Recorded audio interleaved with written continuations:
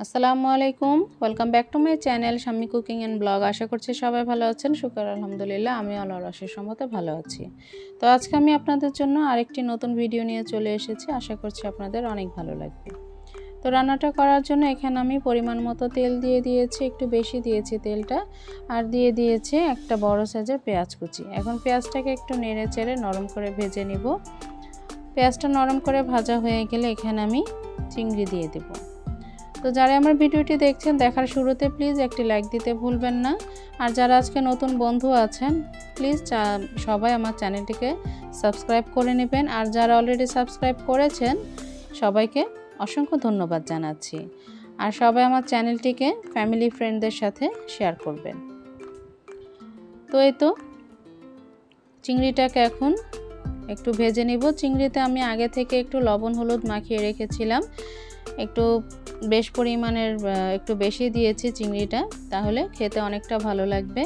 তো চিংড়িটাকে এখন পেঁয়াজের সাথে একটু ভেজে নিব, খুব কড়া করে ভাজবো না, একটু ভেজে নিব।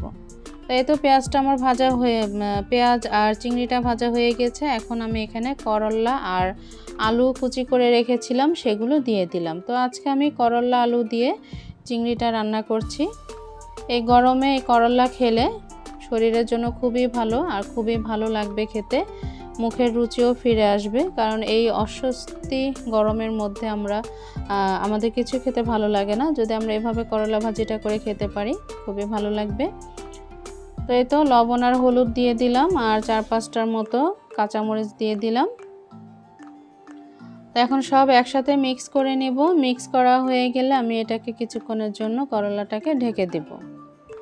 কোনো প্রকারে পানি দেব না, পানি ছাড়াই করলাটাকে রান্না করে নিব। একটু আঁচটাকে লো করে দিতে হবে, তাহলে আস্তে আস্তে করে করলা থেকে যে পানিটা বের হবে সেটা দিয়ে রান্নাটা হয়ে যাবে। তাই তো ঢেকে দিয়েছিলাম।